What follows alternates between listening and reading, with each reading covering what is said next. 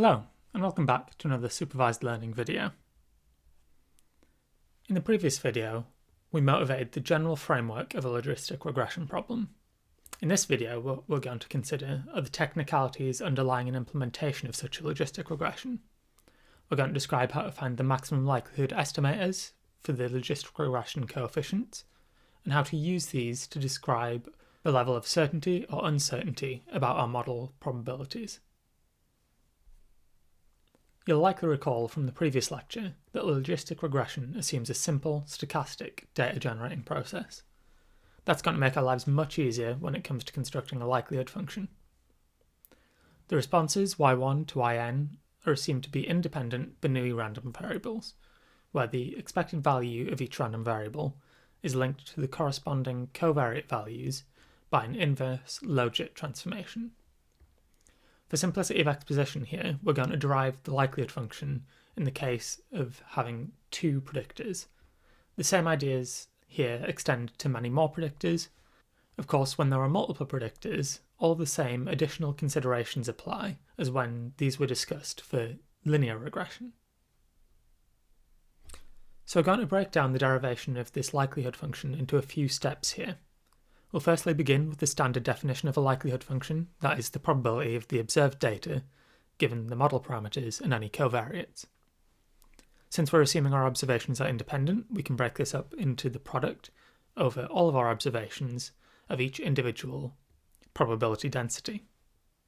The next step follows by substituting in the particular PDF for a Bernoulli random variable, and in particular we're keeping things in terms of theta I for now, the expectation of those Bernoulli random variables. We can make the complexity here a little bit more explicit by writing our linear predictor for each individual as eta I, in which case we get this more complex expression for our likelihood function. By collecting together the terms that are raised to the power of yi, we can simplify this likelihood slightly, and then combining these two terms we get the end result. As usual, we're now going to move on to take the log of this likelihood function to make our maximization process more numerically stable. So here our first line just repeats what we derived in the previous slide, and in the second line we're taking logs. So our exponent on the numerator disappears, while the denominator remains logged because we can't separate these terms out. In this last line, we're writing out explicitly our log likelihood function in terms of the parameters that we're interested in, the betas. Importantly, we're doing this final step because what we would do next is proceed to find the partial derivatives of this expression with respect to each of the beta values, beta 0, beta 1, and beta 2. We'd use this to construct the gradient of the log likelihood function, and this will give us a system of nonlinear equations that we want to solve simultaneously to find stationary points of the likelihood. So as I've just said, we're wanting to find stationary points of this log likelihood function, which will correspond to stationary points of the likelihood, and these are going to occur when our gradient is equal to 0. However, because these are a system of nonlinear equations, solving these is a non-trivial task. There are several different approaches we can take to doing this, and here we've suggested just a few. So two numerical methods that we've already met that could tackle this problem are using gradient descent, but applying that to the negative log likelihood, or equivalently using Newton's root finding method as we'd explained in previous videos. We'll actually be revisiting this method when we come back to look at GLMs more generally, of which logistic regression is a special case. There's nothing particularly special about these two methods, they're just reasonably simple in their implementation and their understanding. Any other suitable optimization procedure would do just as well, and perhaps better. This gives us a numerical method in order to find our maximum likelihood estimator. If we then want to go on and quantify our uncertainty about our estimated parameters and our fitted model, we're going to require the information matrix, which requires the Hessian of the log likelihood function.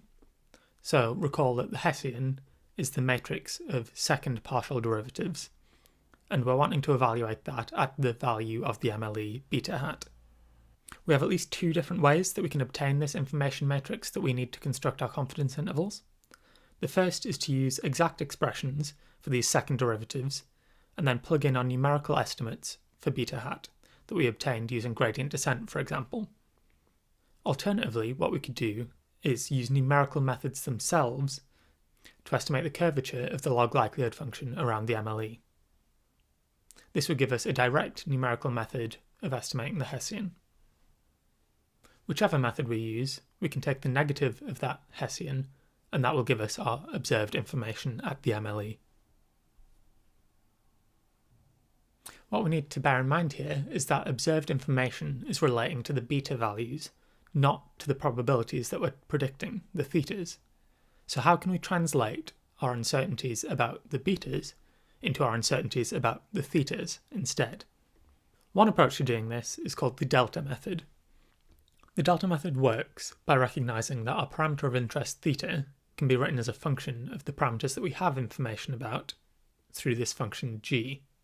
However, this function is complicated, and so we're going to take a first-order Taylor approximation of that function value.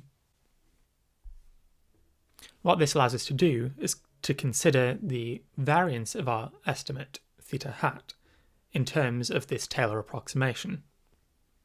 Here in the first line we can see that we're replacing theta hat by its approximation, and in the second line all we're doing is expanding that final set of brackets where we're looking at the difference between beta hat and an arbitrary beta value. To move from the second to third line, we're noticing that the only random components within this expression are those in the middle term, and so the two end terms contribute nothing to the variance. For the penultimate step, we're moving the pre-multiplier outside of the variance term, and because we're working with a variance matrix here, this becomes both a pre- and a post-multiplier, where the post-multiplier is in the transpose. Finally, we realise we've reached a stage where we actually have all of these terms. We have the function g that links our probabilities theta to our regression coefficients betas. We can calculate its derivative, and we can calculate the variance of our estimates for these beta parameters. This is simply the reciprocal of the observed information matrix. So finally, we've arrived at an expression where we know all of the terms and can combine those to give ourselves an estimate of the variance for theta hat. This allows us to exploit the asymptotic normality result once more to derive a confidence interval for theta in terms of theta hat and this variance term. An alternative method to construct such a confidence interval is to use Monte Carlo simulation methods. So from our asymptotic results, we know that the MLE beta hat is going to be multivariate normally distributed, with mean equal to the true parameter vector and variance equal to the reciprocal of the observed information, a result that we've used already several times in this video. Additionally, we're going to combine this with our knowledge that theta hat, once more, is a function of the regression parameters beta and our observed covariates. Our construction of a Monte Carlo confidence interval here is surprisingly simple.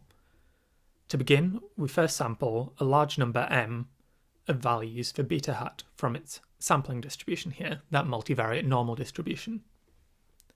We then take each of these sampled values and calculate an associated value for theta for each individual prediction point that we're interested in. Then, for any one prediction point, we can construct a confidence interval by simply taking the relevant quantiles of that set of sampled values for theta.